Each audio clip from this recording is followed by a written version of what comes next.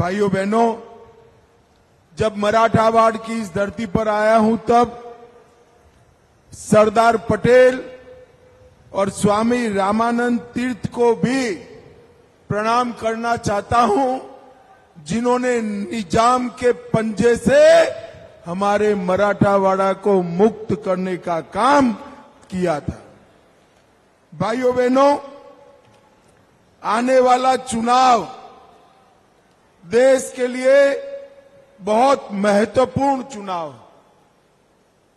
दो खेमे लगे हैं, दोनों खेमों में सेनाएं सजी हुई है और देश की जनता ने, जालना की जनता ने ये तय करना है कि अगले 5 साल तक ये देश किन के हाथों में रहेगा, किस पार्टी के हाथ में रहेगा, किस नेता के हाथ में। भाई और बहनों, एक और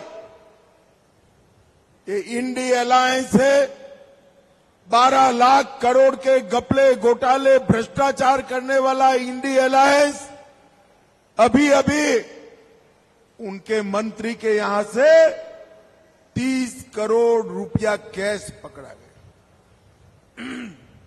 कांग्रेस के एक एमपी के यहां से 350 करोड़ रुपया पकड़ा गया था। ममता जी के मंत्री के यहां से 50 करोड़ रुपया पकड़ा गया था और कल झारखंड मुक्ति मोर्चा के मंत्री के पीए के यहां से 30 करोड़ रुपया। 10 साल में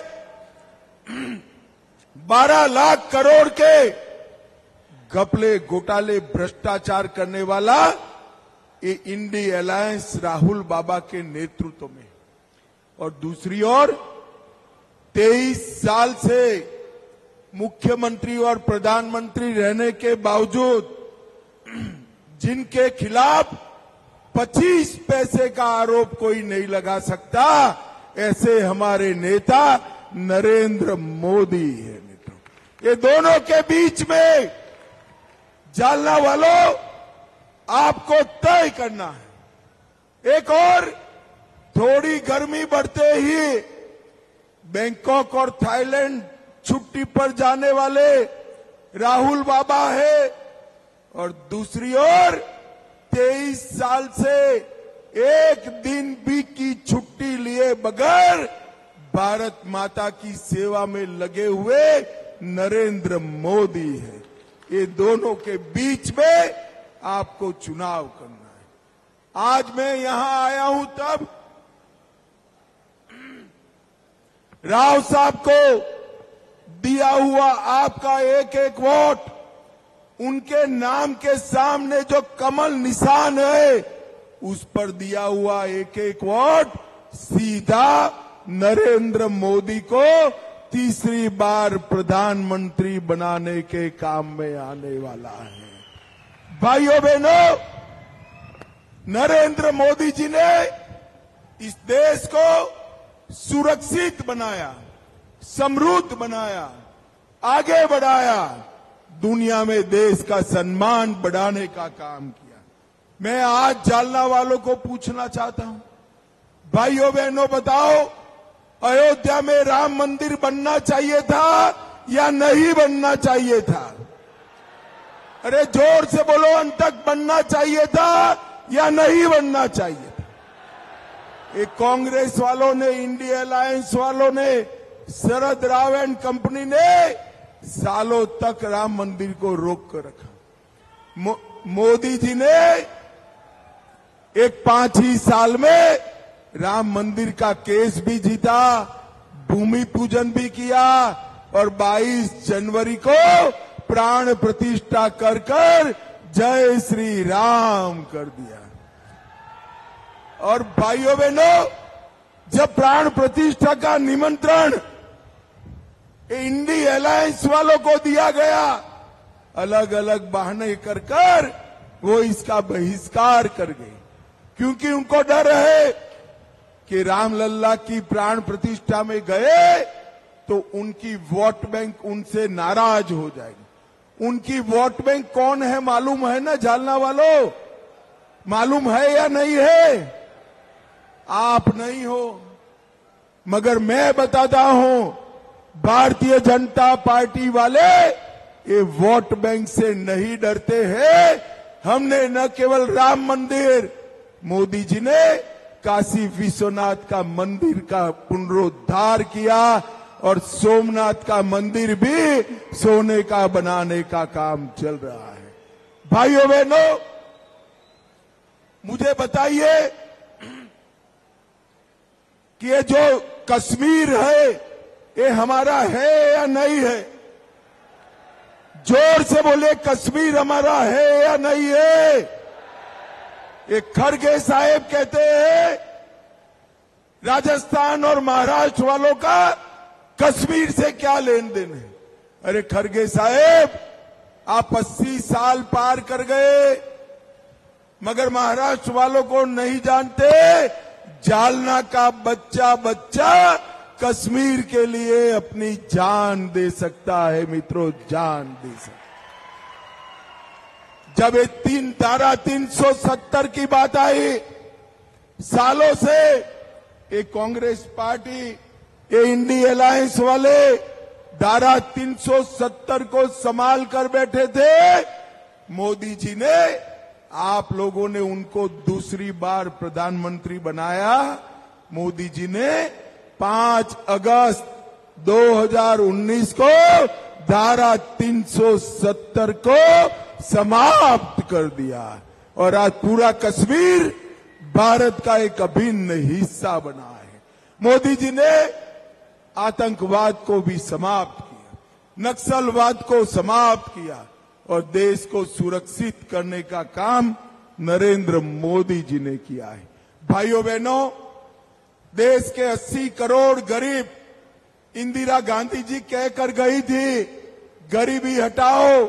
राहुल बाबा, आपकी दादी ने वादा किया था, कोई कांग्रेसी ने पूरा नहीं किया। 80 करोड़ गरीबों के जीवन में आनंद लाने का काम, जीवन स्तर उठाने का काम अगर किसी ने किया तो हमारे नेता और प्रधानमंत्री नरेंद्र मोदी जी ने किया। 80 करोड़ गरीबों के घर में मुफ्त में अनाज भेजा, इसके साथ साथ नल से जल भेजा, गैस का सिलेंडर भेजा और 5 लाख तक का सारा दवाइयों का खर्चा, हॉस्पिटलाइजेशन का खर्चा आज नरेंद्र मोदी उठा रहे हैं। भाइयों बहनों, जालना वालों, आपको कोरोना का दोनों टीका लगा है या नहीं लगा है? जिसको दोनों टीका लगा है जरा दोनों हाथ उठाए जरा। सबको लगा है ना? किसी को 25 पैसा भी देना पड़ा है क्या? मोदी जी ने कॉफी पिलाकर 130 करोड़ लोगों को कोरोना का टीका लगाकर पूरे देश को कोरोना से सुरक्षित करने का काम नरेंद्र मोदी जी ने किया। और जब कोरोना आया तब उद्धव ठाकरे क्या कर रहे थे? उनके साथी कोरोना के दर्दियों की खिचड़ी में से मलाई खाने का काम कर रहे थे और मोदी जी लोगों की जान बचा रहे थे। भाइयों बहनों, आज मैं यहां आया हूं तब कहना चाहता हूं, जालना का स्टील उद्योग न केवल महाराष्ट्र, भारत की शान है। यहां से पूरे देश भर में स्टील सप्लाई किया जाता है, मगर अब यहां ड्राई पोर्ट बन रहा है। जालना का स्टील खाली देश में नहीं, दुनिया भर में जाएगा और जालना का डंका बजाएगा। यहां से कंटेनर भर भर कर स्टील पूरी दुनिया में जाने वाला है और ये काम किया है तो हमारे नेता देवेंद्र फडणवीस और नरेंद्र मोदी जी ने किया है। भाइयों बहनों, मुझे बताओ, औरंगाबाद का नाम संभाजी नगर होना चाहिए था या नहीं होना चाहिए था? अरे जोर से बोलो जरा, होना चाहिए था या नहीं होना चाहिए? ये उद्धव ठाकरे जी आने वाले हैं 2 दिन के बाद। जालना वालों, मैं आपको कहकर जाता हूं, उनको पूछना जिन्होंने संभाजी नगर के नाम का विरोध किया, वो कांग्रेस और शरद राव के साथ अब सत्ता प्राप्त करने के लिए इनके पैरों में पड़े हो। आज मैं बाला साहेब ठाकरे का स्मरण करना चाहता हूं। उन्हीं ने कहा था कि इसका नाम वीर संभाजी छत्रपति के नाम से हो। छत्रपति संभाजी महाराज के नाम से जब प्रस्ताव आया तो वो उनका स्वागत भी नहीं कर पाए भाइयों बहनों। जब उद्धव ठाकरे आए तब पूछना राम मंदिर बनाए अच्छा हुआ या बुरा हुआ, वो नहीं बोलेंगे। आप पूछना जरा धारा 370 हटी, ये अच्छा हुआ या बुरा हुआ, वो नहीं बोलेंगे। आप पूछना ट्रिपल तलाक हटाना चाहिए या नहीं हटाना चाहिए, वो नहीं बोलेंगे। वो तो वो पार्टी के साथ बैठे हैं जो ट्रिपल तलाक वापिस लाना चाहते हैं और सरिया के आधार पर इस देश को चलाना चाहते हैं। भाइयों बहनों, मुझे बताओ, अब ये देश मुस्लिम पर्सनल लॉ के आधार पर चल सकता है क्या? जोर से बोले, चल सकता है क्या? ट्रिपल तलाक वापिस लाना चाहिए क्या? ये उद्धव ठाकरे जी पद प्राप्त करने के लिए ऐसी पार्टियों में के साथ बैठे हैं। भाइयों बहनों, अभी अभी पाकिस्तान राहुल बाबा पर बहुत खुश है।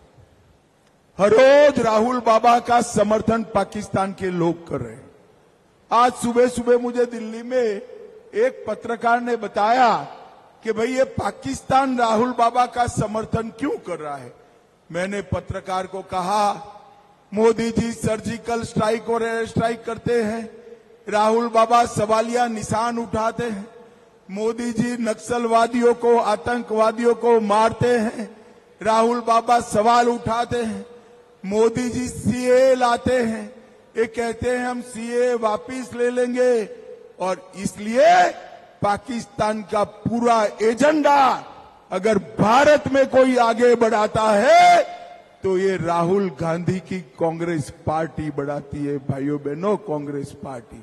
और मेरी बात याद रखना, भगवान न करे ये कभी सत्ता में आए तो राम मंदिर पर भी बाबरी नाम का एक बड़ा ताला लगाने का काम, ये पाप एक कांग्रेस पार्टी कर सकती है।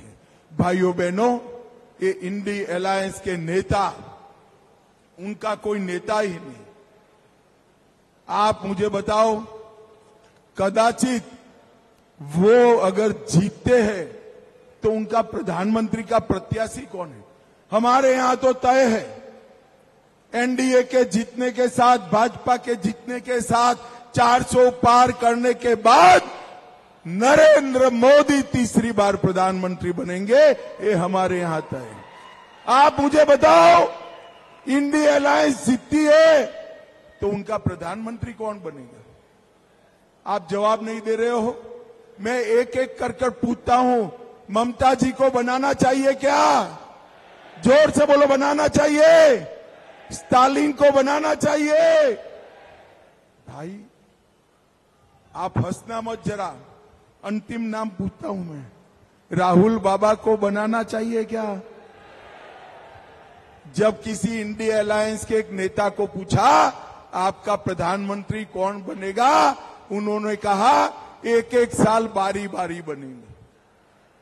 अरे इंडिया अलायंस वालों, ये भारत है, इतना बड़ा देश ऐसे नहीं चल सकता। आप भागीदारी कंपनी नहीं चला रहे हो। भाइयों बहनों, उनके पास ना नेता है, ना नीयत है, ना कार्यक्रम है। नरेंद्र मोदी जी के पास 10 साल का किया हुआ कामों का हिसाब भी है और 25 साल का एजेंडा भी नरेंद्र मोदी जी के पास है। नरेंद्र मोदी जी को तीसरी बार प्रधानमंत्री बनाने का मतलब है इस देश को हर क्षेत्र में दुनिया में भारत को नंबर 1 बनाना। नरेंद्र मोदी को तीसरी बार प्रधानमंत्री बनाने का मतलब है पाकिस्तान को गोली का जवाब गोले से देकर मुंह तोड़ जवाब देना। नरेंद्र मोदी को तीसरी बार प्रधानमंत्री बनाने का मतलब है करोड़ों करोड़ों युवाओं को विश्व के युवाओं के साथ दो हाथ करने का मंच देना। और नरेंद्र मोदी जी को प्रधानमंत्री बनाने का मतलब है हमारे देश को दुनिया में प्रतिष्ठा दिलाना। भाइयों बहनों, मैं जब यहां आया हूं तब एक बात जरूर कहना चाहता हूं। ये इंडी अलायंस वालों का 10 साल सरकार था। 10 साल में इंडी अलायंस वालों ने महाराष्ट्र को सिर्फ 1,91,000 करोड़ रुपया दिया था। सिर्फ 1,91,000, जिसमें शरद राव जी खुद रेलवे कृषि मंत्री थे। और जब मोदी जी की सरकार आई, देवेंद्र फडणवीस मुख्यमंत्री बने, 10 साल में मोदी जी ने महाराष्ट्र के विकास के लिए 1,91,000 करोड़ की जगह 9,80,000 करोड़ रुपया देने का काम नरेंद्र मोदी जी ने। ढेर सारे इंफ्रास्ट्रक्चर के प्रोजेक्ट्स दिए और देवेंद्र जी ने इन्वेस्टमेंट में महाराष्ट्र को पूरी भारत में नंबर 1 पर लाने का काम हमारे देवेंद्र फडणवीस ने किया। जालना वालों, अंत में मैं इतना ही कहना चाहता हूं, ये इंडी अलायंस वालों के पास कोई प्रोग्राम नहीं है। वो देश को, महाराष्ट्र को आगे नहीं ले जा सकते। महाराष्ट्र को और देश को अगर कोई आगे ले जा सकता है तो केवल और केवल भारतीय जनता पार्टी के नेता नरेंद्र मोदी जी ले जा सकते हैं और कोई नहीं ले जा सकता। राव साहेब दानवे यहां से भाजपा के प्रत्याशी, मैं देश भर में जहां जहां जाता हूं वहां कहते हैं हमारे प्रत्याशी को आप पद दीजिए, पद दीजिए। मैं आज कहकर जाता हूं, आपने 5 बार राव साहब को चुना है, 6ठी बार चुन लीजिए। राव साहब बहुत बड़े आदमी बनने वाले हैं, मेरी बात याद रखना, बहुत बड़े आदमी। राव साहब ने 5 बार सांसद, 2 बार विधायक रहकर इस समग्र क्षेत्र को आगे बढ़ाने का काम किया है।